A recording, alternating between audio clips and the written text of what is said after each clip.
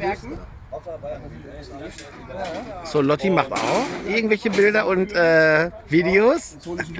Ich mache für den Schach Opas Homepage.